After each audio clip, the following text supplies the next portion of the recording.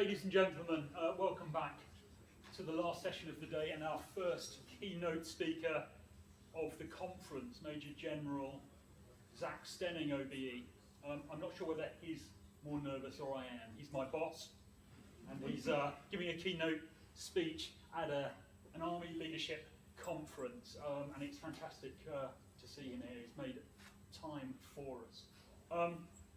General Stenning has been a war studies graduate from King's College London back in 1994, and he commissioned in 1995 from Sandhurst, and he spent his career as an infantryman, having served in former Yugoslavia, Iraq and Afghanistan, also of course taking on various staff appointments, which includes Chief of Staff to 3rd UK Division.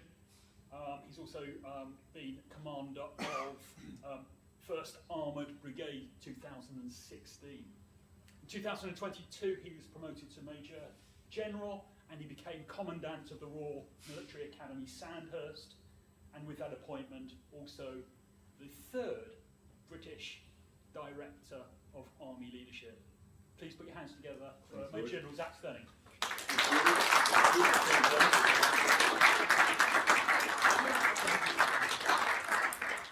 Well, thanks, Lloyd. That's a very generous introduction. I didn't realise I was the 3rd Director of Leadership. Thank you very much.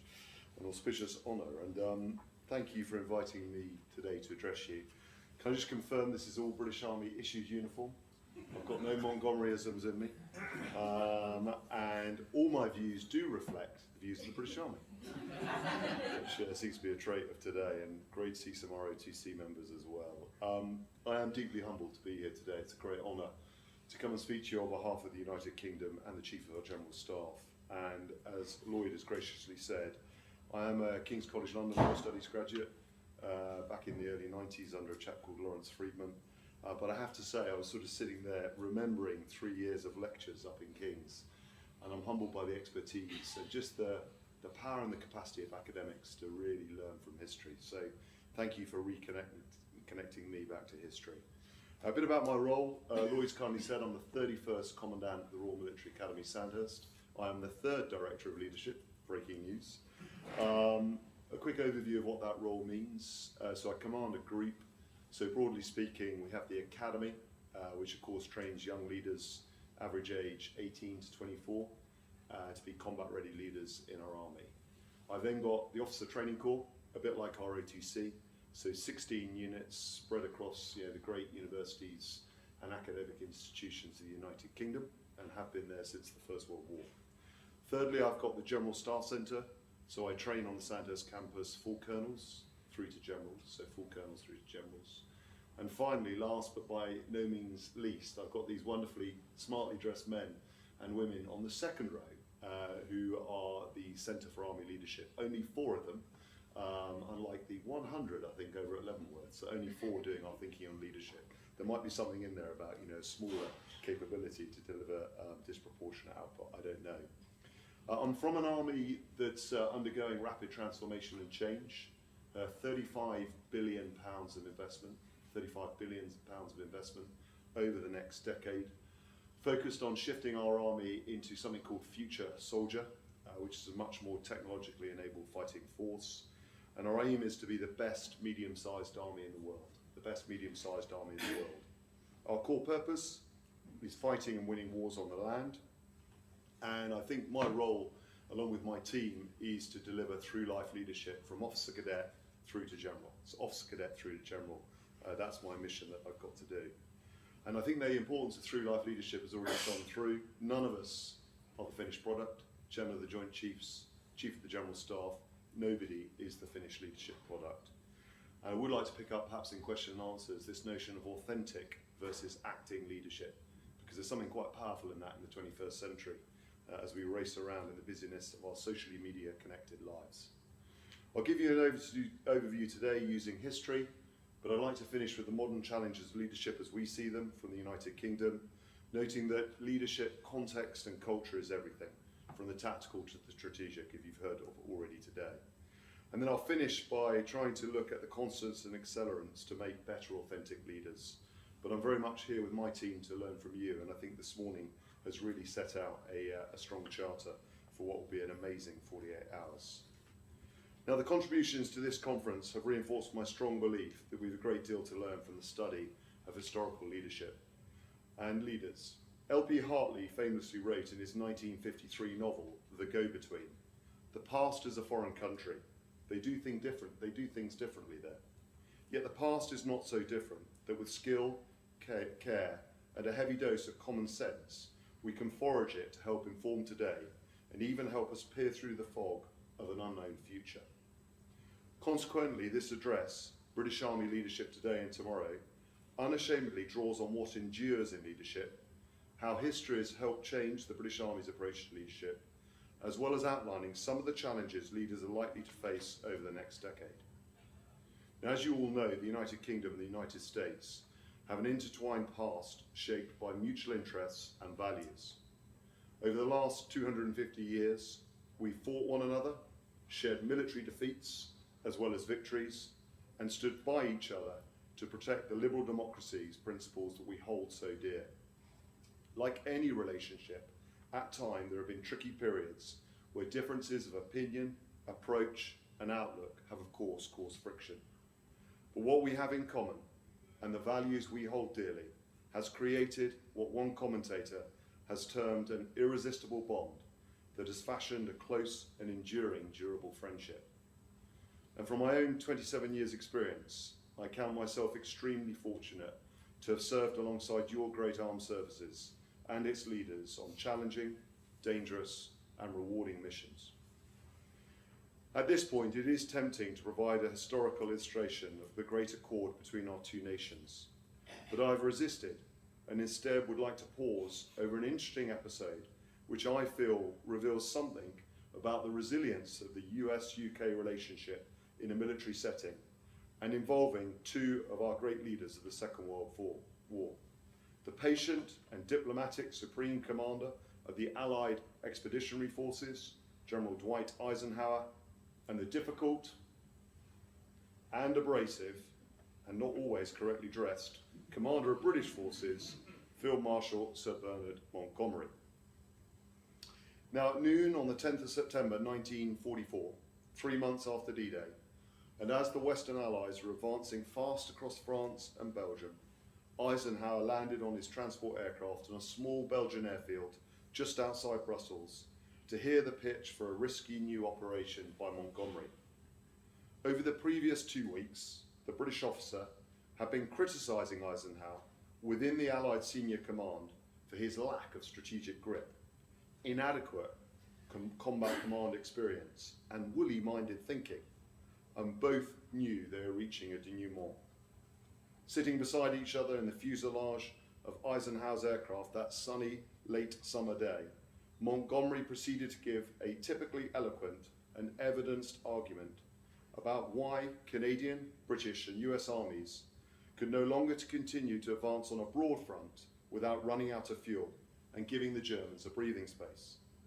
His solution was for Eisenhower to stop the Americans' advance and authorize the use of their fuel for a British armoured and airborne attack through the Netherlands to cross the Lower Rhine.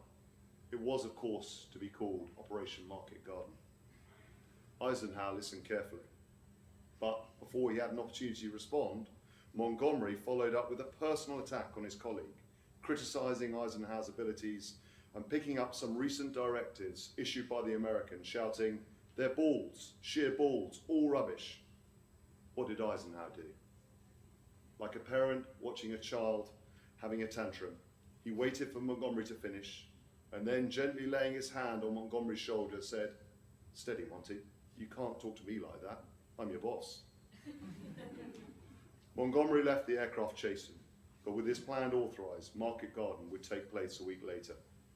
The British officer believed that he had won a significant victory over Eisenhower and the Americans, but the truth was of course different. The Supreme Commander had only given what he was willing to give. If the operation succeeded, he would have a valuable crossing over the Lower Rhine, and the British would be immediately halted. If the operation failed, well, Montgomery's demand for a new strategy would be fatally undermined. Now, this event is a sublime illustration of Montgomery's limited grasp of followership, and alongside it, how Eisenhower led brilliantly in complexity. It goes without saying that it was not easy leading a multinational force during the final phases of the campaign and ensuring fissures did not open up nations and services. Montgomery did little to assist in the task, but still the British played a pivotal role in the Allied team that was eventually victorious in May 45, and that was a personal victory for Eisenhower. Interviewed shortly before his death in 1969, and having spent 8 years as US President, Eisenhower said, "Montgomery was one of the toughest leadership challenges of my life." Monty, meanwhile, when asked for his opinion on Eisenhower, said, "Nice chap, no soldier." Apologies for that one. Nevertheless, Eisenhower's leadership in 1944 to 45 certainly illustrates the enduring need for leaders to possess both intra and interpersonal skills. In other words, a leader must not only be able to make a well-judged decision, but use leadership to turn that decision into action. This is reflected in the British Army's definition of leadership, shown on the screen now.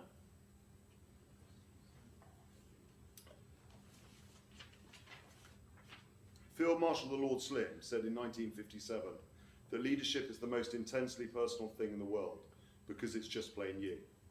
It is a powerful statement which argues that rank, position, uniform, and everything that helps to create an impression is as nothing when compared with the abilities of the individual, who in Slim words must use that example, persuasion and compulsion to make others do what he or she wants them to do. There is no formula for leadership success in doing this. No one book or course that can provide all the answers any more than they can create the perfect leader. This does not mean, of course, that leaders should not be on a lifelong leader journey of improvement and development. On my own leadership journey, I remember vividly the early days of my career in 9 Platoon, the 19th of Foot, the Green Hads, in Gornji Vakuf, Bosnia, in the mid-90s. I remain deeply indebted to my platoon sergeant Garvey, Corporal Kesterton, all alive by the way, Corporal Gilpin and Corporal Southers, for guiding and advising me, a role that others have humbly delivered and continue through to this day. I know all my peers have spent our careers focused on personal development, on the skills of discipline of leadership, command, and to a lesser extent management in war and peace. Personal development is critical for any leader if he or she is to improve. But the Army also has a role and responsibility to ensuring that its people, the organisation's most valuable asset, are properly prepared. That demands that the Army has a clear leadership philosophy to provide the foundations on which effective leadership can be built, along with the guiding principles for behaviour. That clarity can be found in the British Army's Army Leadership Doctrine, which acts as a handrail to guide and support our leaders in our Army across all ranks from private to general. And forgive me, that's the correct definition of leadership by the British Army. The doctrine draws on British Army's rich history and traditions, as well as evidence-led research, which ensures relevance, utility and credibility. Originally published with great thanks to Lloyd and other members in 2016, the Army Leadership Doctrine was the first ever codification of British Army leadership. For over 360 years, the organisation rested heavily on its component parts to capture its own way in leadership. And although they have much in common, they naturally reflected a certain role, set of experiences and unique traditions. Propagated verbally, word of mouth as we call it in Britain, and in writing among their people, this ad hoc approach to leadership remained widespread in the British Army until the end of the 20th century, when it became clear that societal change and professionalisation demanded a single version of the truth, a British Army leadership philosophy that was agnostic of arm, rank, and anything else that created an obstacle to understanding, and yet could be personalised by every armed regiment and individual in the organisation. Gone were the days when leadership was discussed with reference only to officers, because the Army Leadership Doctrine underlined the consensus that leaders were made, not born, and in its launch, the Army committed to first-class leader development for all. It is used on all courses at Sandhurst, from Officer Cadet to General, and I'm pleased to say it's becoming ubiquitous across our Army. Our Chief of the General Staff recently announced the establishment of an NCO Academy where we'll further invest in leader development at echelon. Like every other part of the Army, the NCO Academy will use the doctrine as its guide. Accessibly written, illustrated, short, compelling, and containing vignettes, although as one of my colleagues already noted, principally on heroic leadership, quotes and case studies, the doctrine consists of 4 sections. So section 1, what Army leaders are. The characters, with an emphasis on their roles as champions of values and standards, on which Army leadership is based, and a leader's positive attributes. Section 2, what leaders know. The elements of professional competence that Army leaders must have to be effective. The importance of leaders knowing themselves, their people and their profession. Section 3, what leaders do. A discussion about what others see, hear and experience from a leader. This section also introduces the Army leadership model and the need for a leader to balance the competing needs of the task, the team and the individual within a given context. On a note, in the US, you delete task and put mission. And finally, section 4, how Army leaders do it, which focuses the code and so outlines the most important leadership behaviours and relates them to a spectrum of leadership styles, which you can pick up during discussion, perhaps. Now, the Centre for Army Leadership, or CAL, advocates and is guardian of the doctrine. Formed in 2017, it exists to champion Army leadership excellence, and in so doing optimises the Army's edge and underpins its operational success. It is the job of the Centre for Army Leadership to ensure that the Army does not only have effective leaders today, but also tomorrow. Now, Project Bramall is the vehicle that we're creating, the fertile conditions in which British Army leaders can grow, keep relevant, and adapt to change over the next decade. It is named after Field Marshal the Lord Bramall, a soldier who fought in Normandy 1944 as a subaltern and ended his military career as a professional head of the armed forces 4 decades later. His vision helped shape the CAL, and in 2018, just a year before his death, he advised, "We must think the unthinkable, challenge assumptions, and do change well. The alternative is stagnation and defeat. Outstanding leadership is at the heart of an outstanding army." We are looking to accelerate this key work in the coming year. So what might the future hold for leaders and leadership, particularly looking at these young ROTC officers in front of me? What are the challenges on the horizon? A review of the literature across defence and other sectors reveals multifarious lists of factors that individually and combined push Army leaders out of their comfort zones. These include the ubiquity, volume and data leading to information overload, the challenges of leading at reach physically and across digital means, the dissolving of traditional organisational boundaries between separate but related organisations, the impact of new technologies that disrupt old working practices, differing values and expectations of the younger generations, and particularly the most junior in the organisation, and that need to be recruited, and increased globalisation leading to allied, joint, and interagency responses that demand the need to lead across cultures and disparate stakeholders. So what competencies will leaders require to meet these challenges?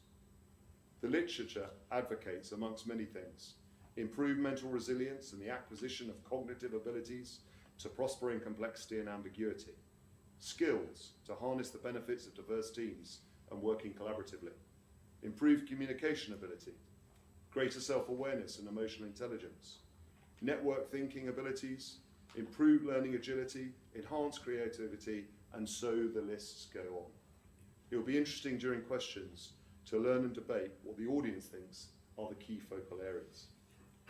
Clearly, if any army is to thrive, it must look to developing people with these competencies, but this must be done within a healthy organisational culture. The relationships between leadership and organisational culture is vital. Leaders create the umbrella under which the army goes about its business, and that culture that leadership creates shapes the local climate in which individuals undertake their work. Both need to be optimal if the organisation is to be successful in fulfilling its roles and missions, whilst also having the ability to retain and attract the best people and retain them. The future Army is currently either serving in junior ranks, or is at university, school, or has just joined the workforce. We must never forget that, and particularly so as the Army grows its own leaders.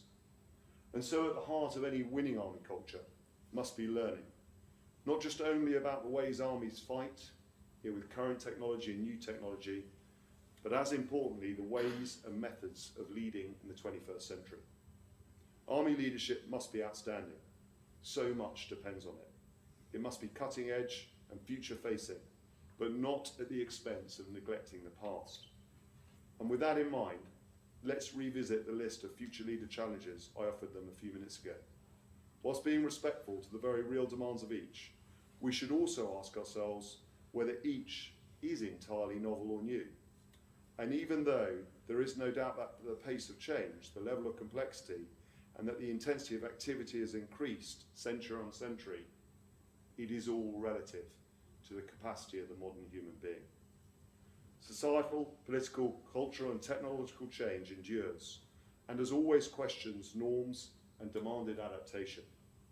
Change is timeless, and we should draw inspiration from leaders from previous generations who found solutions to the challenges of their age. In conclusion then, I'd note 4 things. Firstly, the importance of through-life leadership. None of us are the finished product. Secondly, the need for doctrine and a framework to train the Army in leadership. Thirdly, the opportunity of history to learn, but the discipline of analysis to recognise modern phenomena that affect the character of leadership, noting that context and culture is everything in leadership, from the tactical to the strategic. And finally, always seeking the constants and accelerants to make better, authentic leaders. Now, the British Army does not have all the answers, but we are asking the difficult questions, which we hope will stimulate helpful answers. Conferences like this help to move our analysis forward because collaboration is ever more necessary. And of course, to be and remain the very best in the world, we must all and always be learning. Thank you.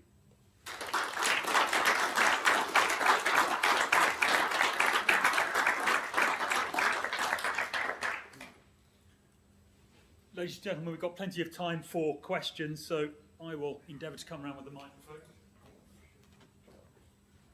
Thank you, sir. Colin Williams, Defence Logistics Agency.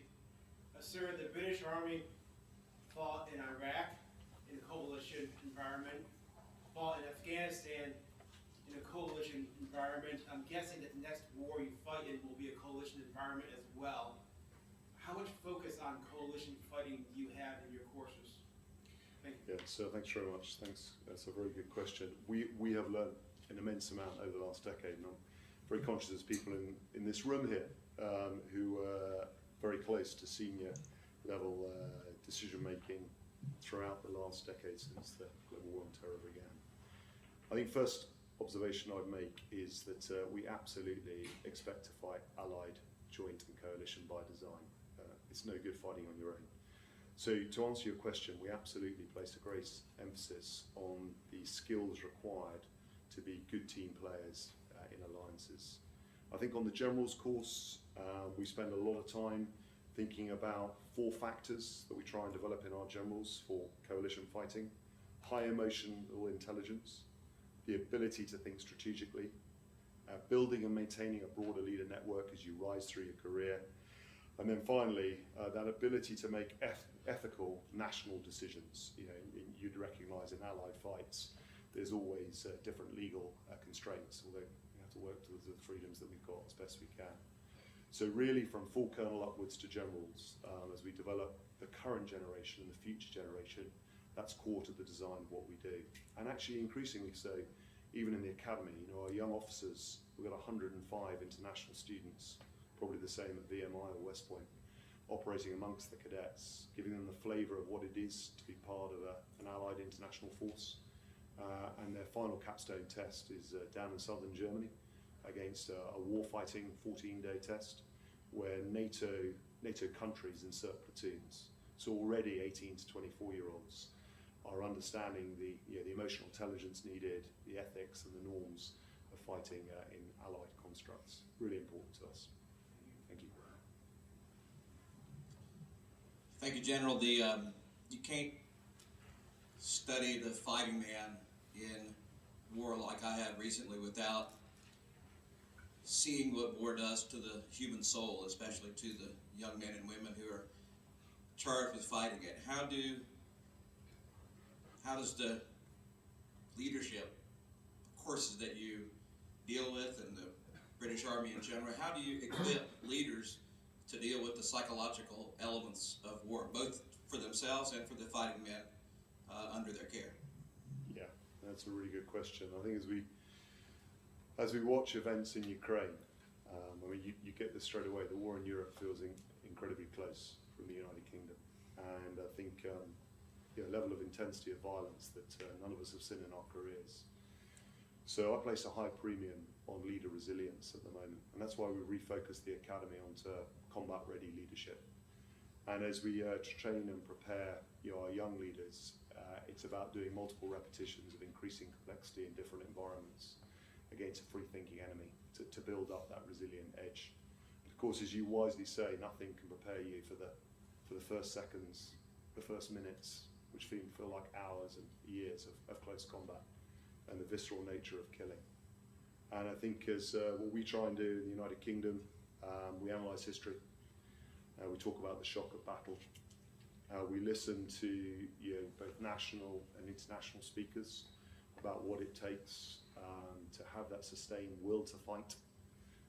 And we spend a lot of time talking that through with our young leaders. And as I say to them, when you pick up your platoon, your troop, or then your company or your squadron, not everybody is going to be Audie Murphy, to use a US analogy.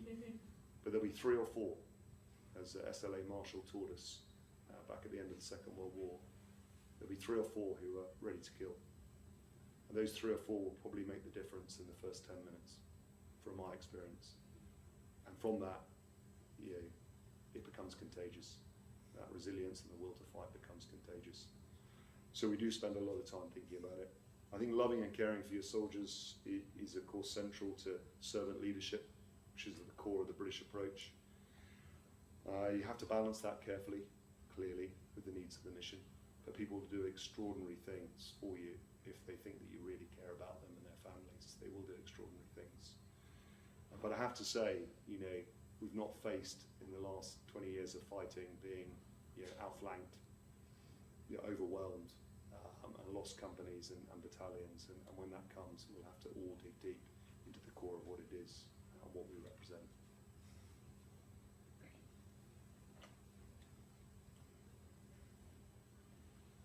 Didn't want to be too disheartening on that answer there. I'm just wondering whether we can get into that debate about future leader competencies, particularly with some junior leaders here. The General suggested that we might debate some of those competencies. I wonder whether anybody here has got some thoughts on what they may be. These 3 are looking a bit nervous now. You thought you were coming for a freebie. Yeah,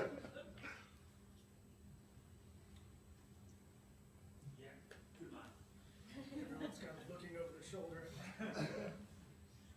First of all, thank you for the very well-prepared comments that I would say had a refreshing amount of focus to them, both in the role of your nation, your military force, as well as the focus of your university and what you're trying to teach. Not often so common today. Broad strokes seem much easier to come by than focus.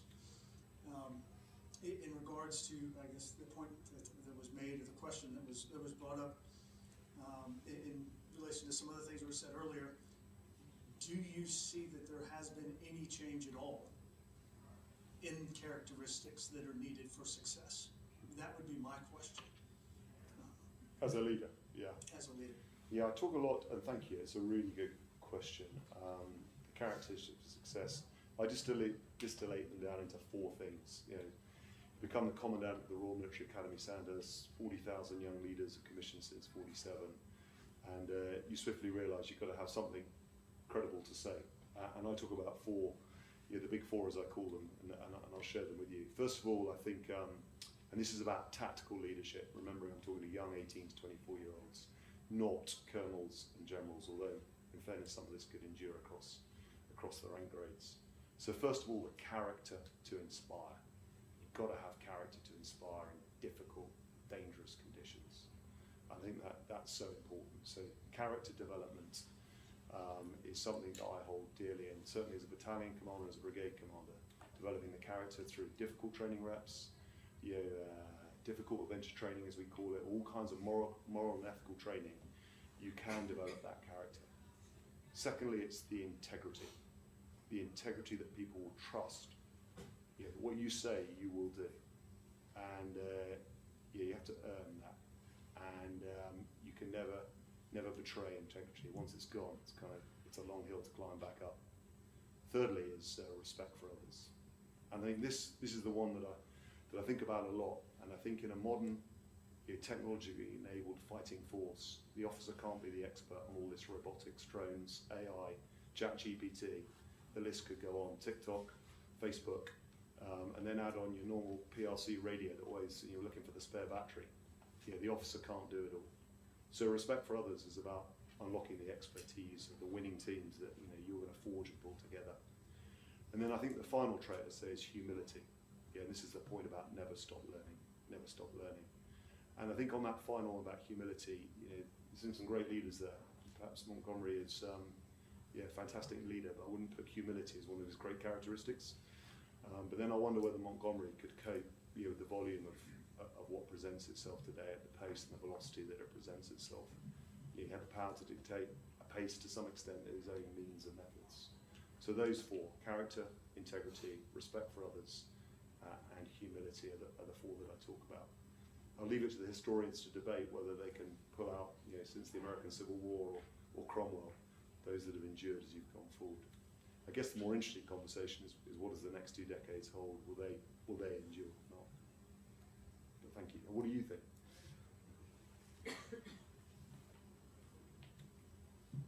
The change that has affected every level of leadership, as well as all of us in this room, but particularly those of the leaders, we are all more susceptible to ridicule and closer to those accusations at any point in time. And everyone has a bully pulpit. Everyone. Between every different social media outlet that's there.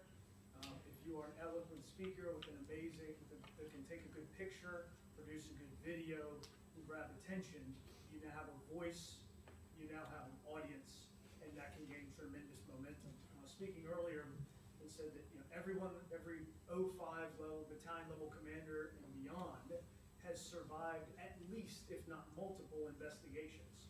It's just the nature of leadership today. And I don't say that necessarily as a bad thing. I think it's a good thing. We shouldn't be investigating and looking under those, but that's new. Yeah. That is very different. That is a different level of scrutiny than I believe leaders ever had to be able to survive in the past. And so while characteristics and attributes, many of those may be the same, you have to be able to survive that scrutiny to a degree that has never existed before in the past. And I think so. That's a great observation. And to build on your very good observations, for full colonels through to generals, we do a full day and a half on leader resilience in the 21st century. And that is to your very good point about this sustained focus and challenge that pervades, in a good way, in a certain extent progresses a lot of Western democracies, but presents significant challenges to it. And therefore, these full colonels onwards have to be prepared that their own resilience, their ability to stop, to look after themselves mentally, physically, sleep, everything that goes with it and their families is of paramount importance in the 21st century. And we're learning a lot from you. I mean, we're learning a lot from SOCOM, from the Marine Corps, and from the US Army about how you pace your modern strategic leaders, which is only going to get more complex.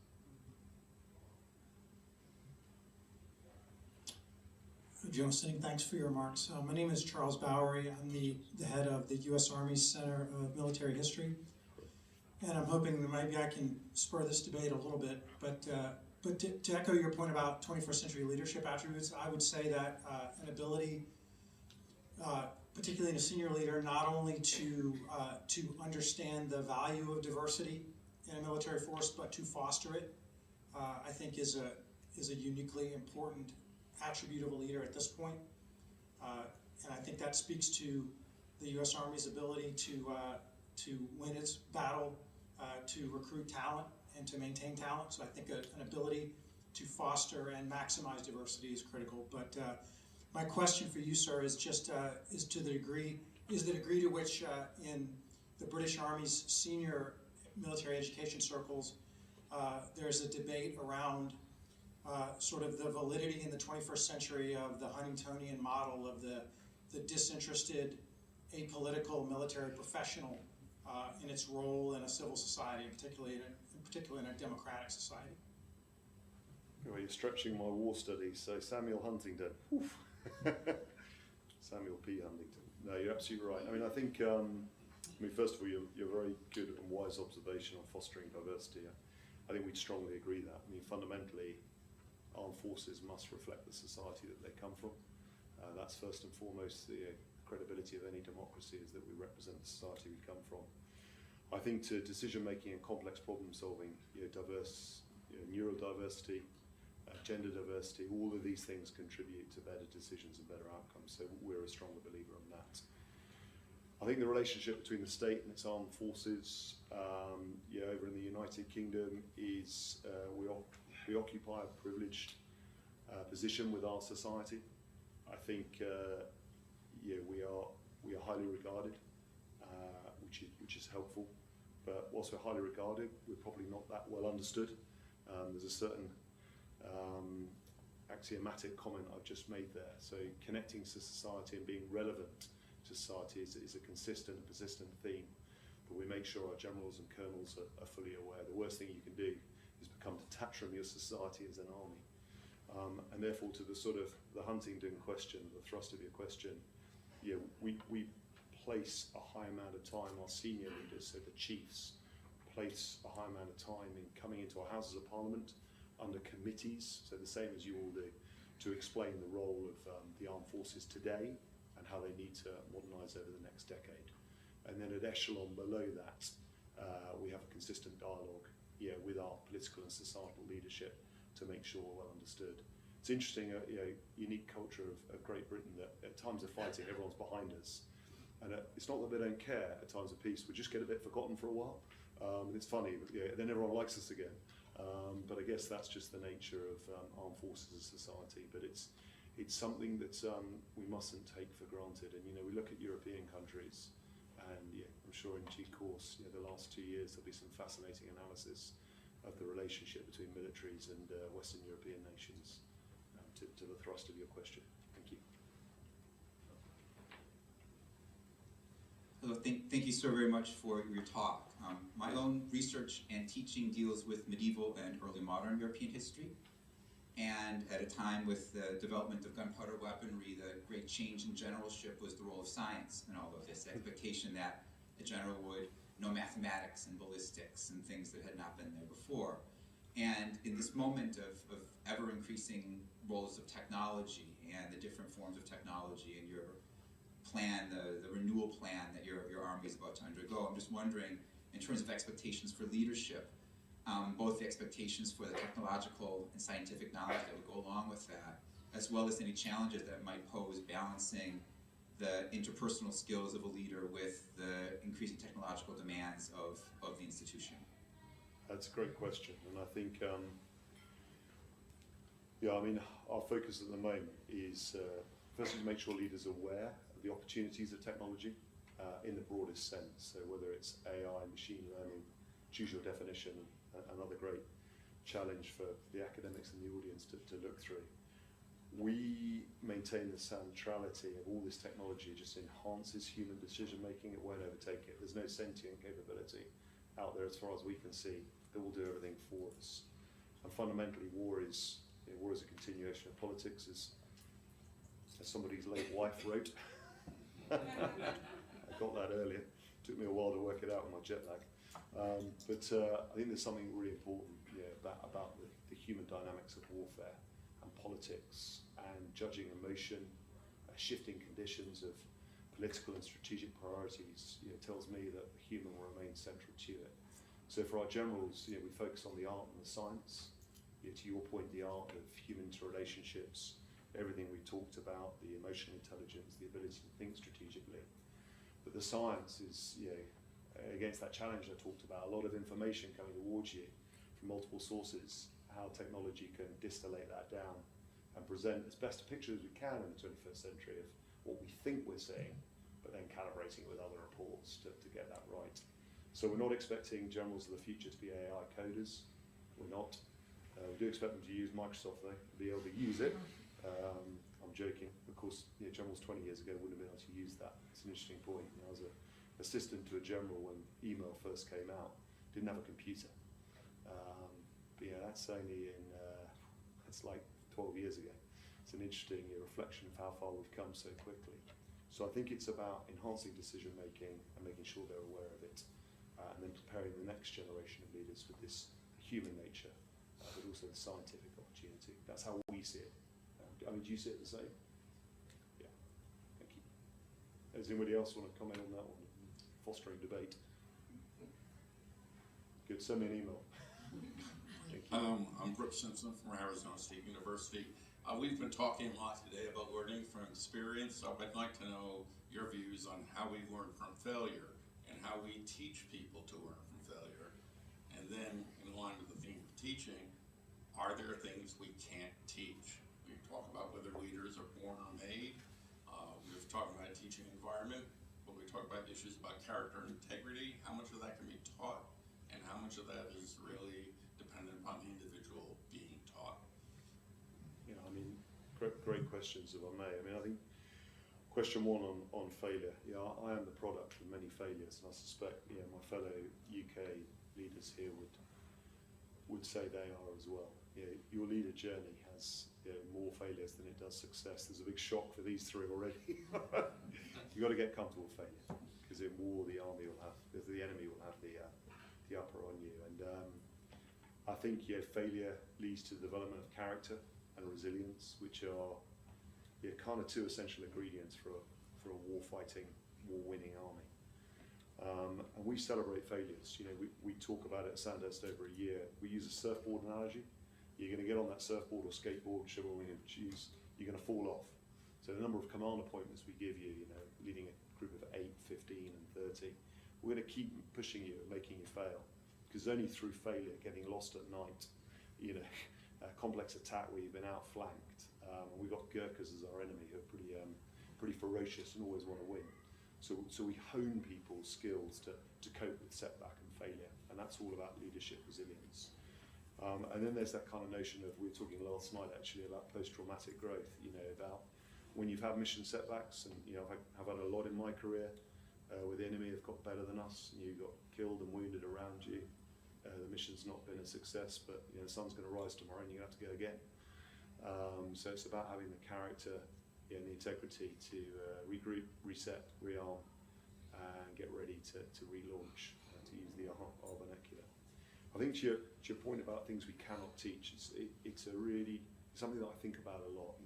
What is the one thing that we can't teach? And the one that I struggle with is this kind of war-fighting battle resilience. Because it goes to that earlier question, about an SLA Marshal had quite a Men Under Fire, Men Against Fire, was it? I don't remember the title of the book.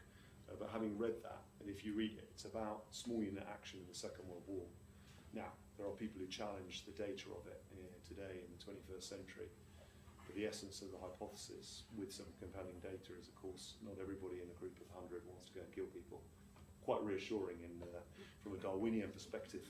And says a great deal about the brilliance and the kindness of humankind. But I think training in that leadership resilience for what I call battle shock, the shock of battle and close combat, it is hard.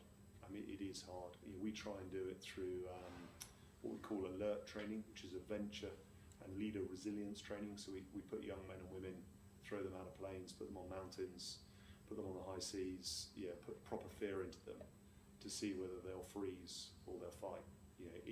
against the climatic conditions that they're presented.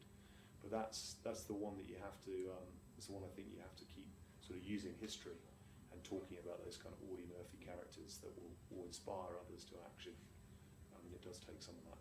I mean, does anybody else want to contribute on the things that you can't teach, or perhaps things that we struggle to teach?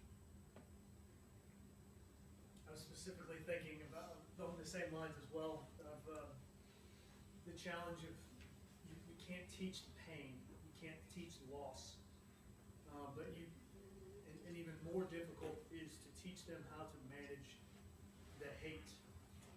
As I believe one of the British gentlemen in the front was talking about earlier, he said, when we got in a fight, the problem wasn't getting our soldiers to go forward. It's it was keeping them from becoming a sacrifice themselves. And it's that response that you have to educate them on, because the problem was not stagnation due to fear or loss. It was teaching them how to manage their hate and anger as a response to the loss around them that caused them to make poor decisions and poor leadership decisions for those around them. Yeah, so that sort of theme of ethical decision making under pressure. We have a phrase which I'm sure you all do, that yes, the soldiers that deliver lethal violence, and they have done throughout history, from axes through to artillery. Soldiers deliver the violence, but the officer is the safety catch. You as future officers will unleash that safety catch, but you will have to reimpose it, and you have to use your character and integrity to reimpose that. When, if you were not to do it, breaches of the ethics and normalities of law and warfare would be breached, and that is really, really important. And that's the power in our military, of that we have fantastic NCOs, as you all do, but with ethical making leaders from second lieutenant up to generals who can do it. That's a great point. So, General, you had mentioned not that many years ago, general officer not having a computer and how that's changed. yeah. One of the things that I worry about is, I really admire General Marshall in American history, and he, even at the height of World War II, he basically kept banking hours. He would try to eat dinner with his wife, he would go riding every day. He kept himself open because he's got to look at the big picture, and I think he does a very good job of this. And I look at our 3- and 4-star generals, at least in the American military today, these guys got like 7 days a week, 16, 17-hour days in peacetime. I always wonder, this generation that's coming up now, they're so wired in, do they ever get a chance? Is there any way we can prepare our junior leaders so when some of them become senior leaders, that they can step back, that simply because the technology allows them to be wired in all the time, that they're not? We get to the point that the general officer just constantly has to think about the 5-meter target, and they say, well, when will senior leaders have the time to sit down and think about the big strategic issues that we need them to? Yeah, it's I can see by the way everyone's nodding in the audience and looking at their phones, and wondering which emails to answer. But we think there are 3 pressures on senior leaders currently, and we've garnered this data through some analysis of our more senior leaders. So first is the workplace culture, which I think speaks to the use of technology and this consistently being connected. Secondly, there's the compound change of the last 2 decades of fighting the global war on terror and then transforming our armies in contact. And then thirdly, there's this scrutiny of senior leaders in the 21st century, accelerated by social media. So if those are the 3 sort of pressures on senior leaders in the 21st century, I strongly agree, and we strongly train full colonels up to generals to create the time to think. It's about creating the time to think. And I think that time to think is giving yourself permission to step back from the lectern, but step back from being consistently and persistently connected, to really ask the why. Why are we doing this?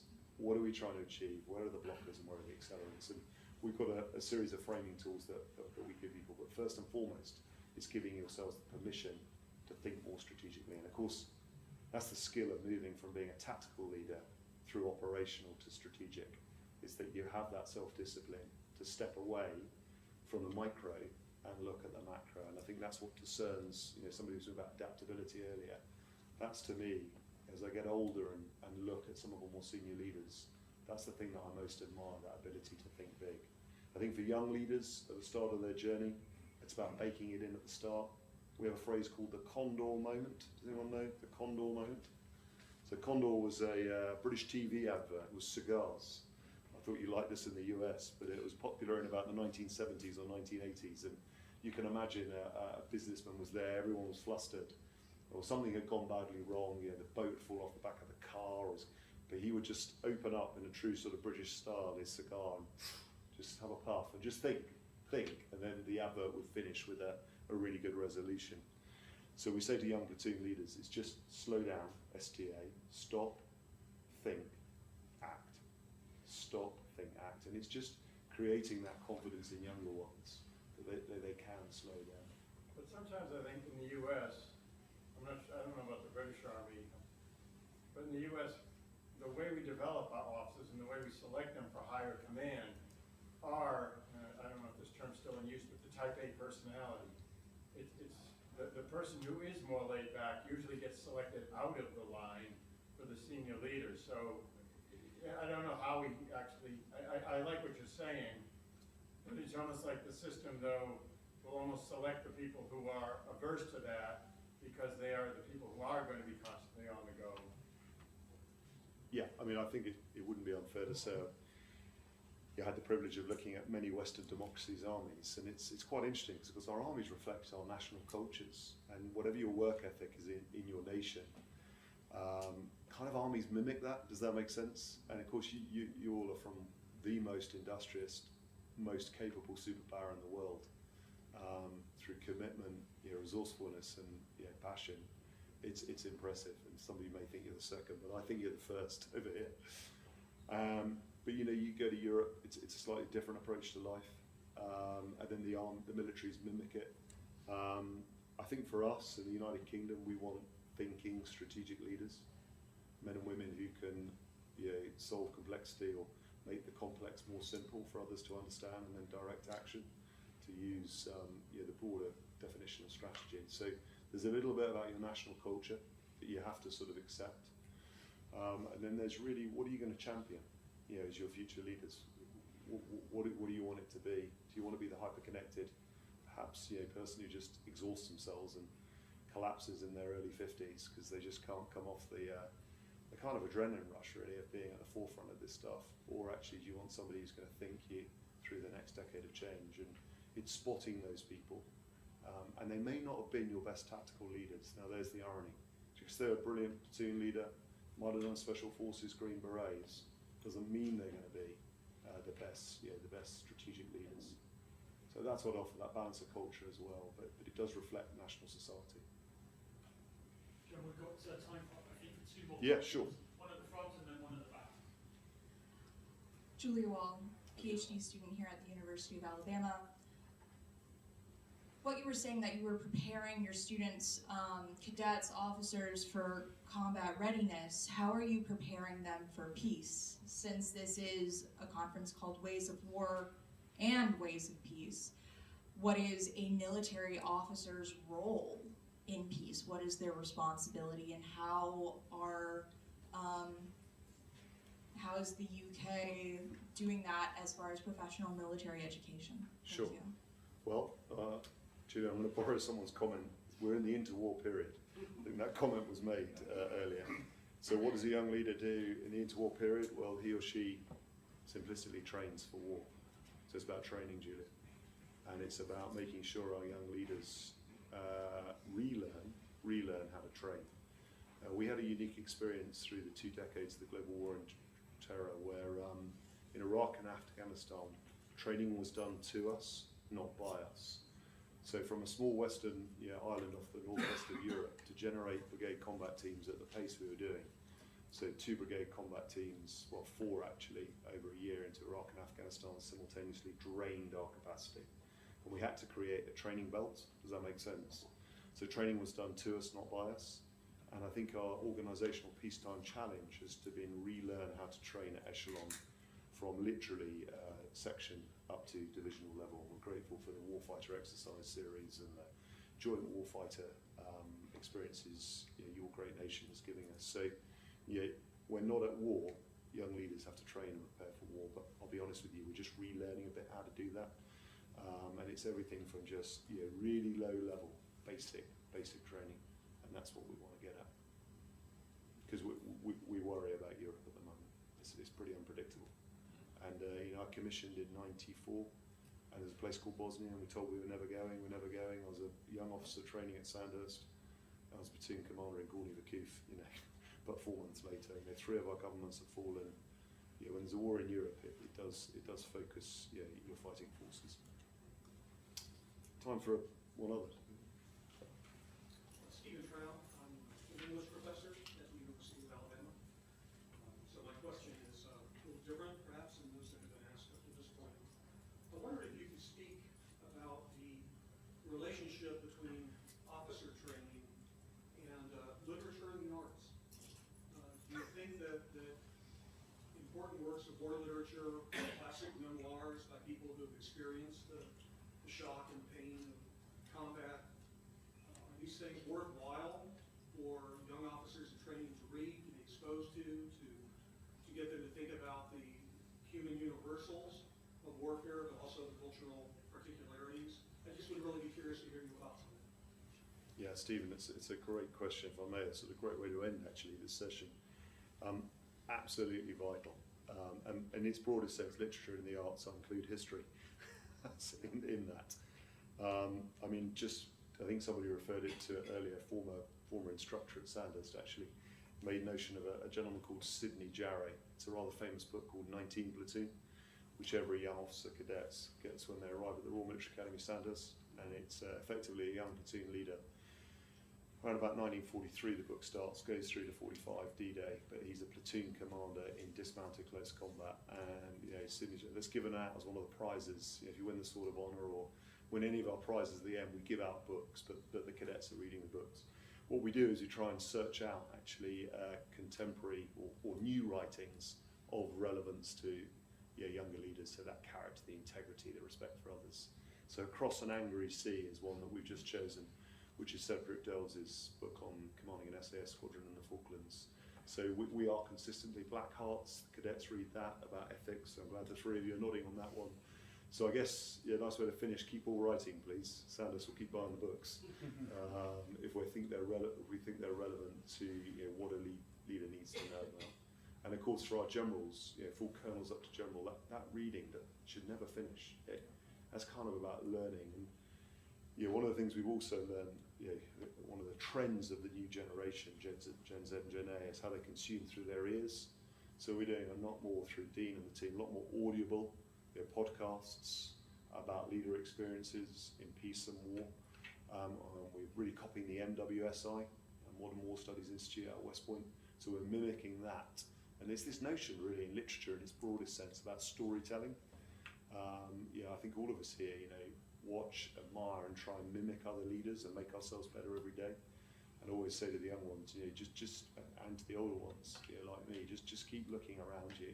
Bits of leadership you like, bits you don't like, that just do not fit society, where society is currently ruthlessly bear down on it, where it has effect and it inspires people to do things that they wouldn't ordinarily do. Copy it, or mimic it. Mimic it might be a more inclusive educational than copy, but it's important. So please, keep doing it. And it's the richness of what academia provides and the brilliance of what I think the profession of arms is so about. Practitioners with historians and sociologists and anthropologists makes us, such an amazing force for our nations. Thank you. Thank you, General.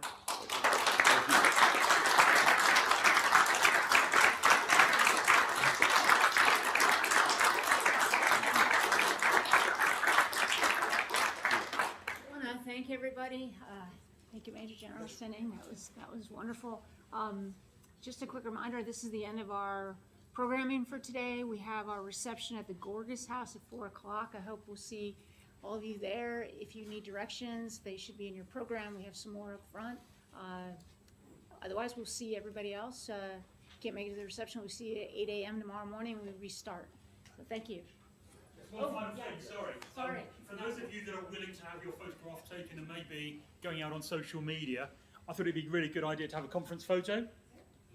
Perhaps if we could all just line up behind the chairs here.